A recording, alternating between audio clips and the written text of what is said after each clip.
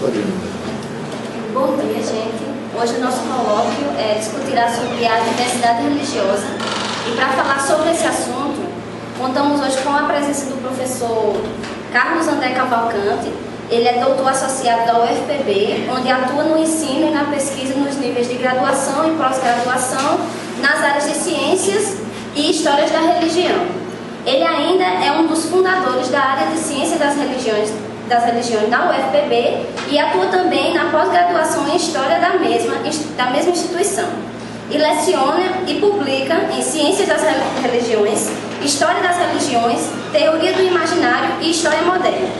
Carlos André também é líder dos grupos Videlice de Religiões e Videlice de Religiões, de estudos em intolerância, diversidade e imaginário, e do ofício de História da Inquisição, das Religiões e do Sagrado.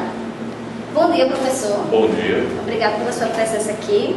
Bem, professor, eu quero começar falando que recentemente houve uma polêmica envolvendo um juiz federal do Rio de Janeiro, o juiz Eugênio Rosa de Araújo, que afirmou em uma sentença declarada por ele que as manifestações religiosas afro-brasileiras não são religiões, já que não contêm os traços necessários para tal, como, por exemplo, a utilização de escritos sagrados, como a Bíblia, o Corão.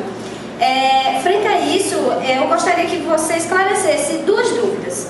A primeira é se o conceito de Estado laico também se aplica nessa ocasião, né? E a segunda é o que é necessário, ou a partir de que momento algo pode ser considerado uma religião.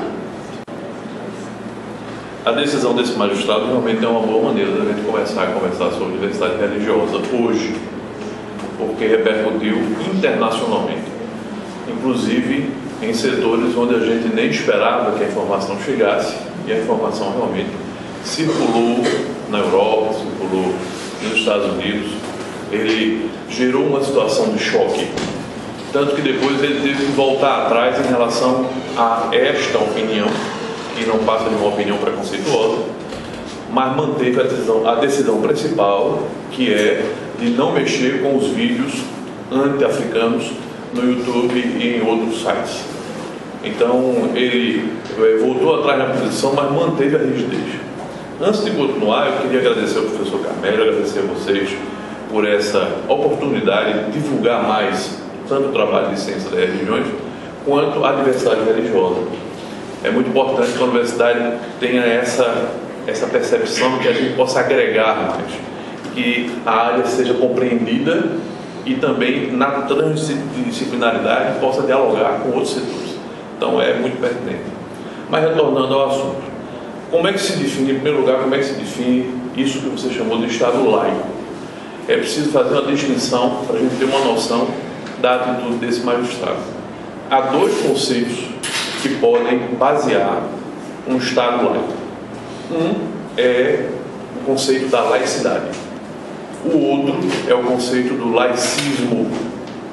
Na laicidade, como é no Brasil, ou pelo menos como deveria ser no Brasil, porque há muitas políticas públicas que acabam não fazendo isso. No Brasil, em princípio, o Estado não se mete na religião de ninguém. O Estado defende o indivíduo no direito que ele tem de escolher qualquer religião.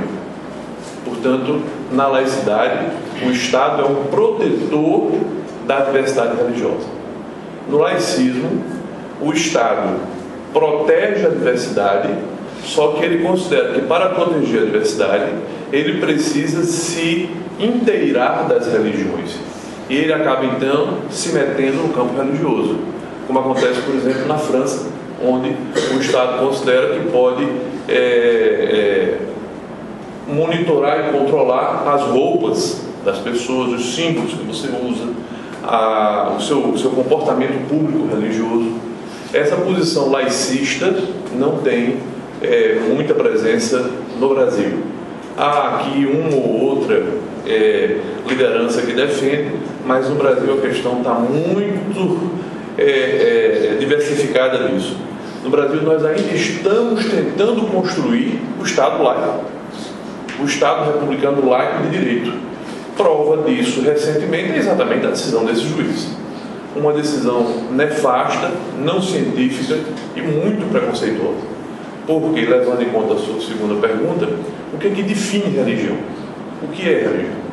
É claro que é uma definição bastante ampla, né, didática, não é uma definição na problematização que a definição tem na área de ciência das religiões, mas basicamente a transcendência e a existência por parte de um grupo social que reconhece nessa transcendência certos mitos e ritos é religião.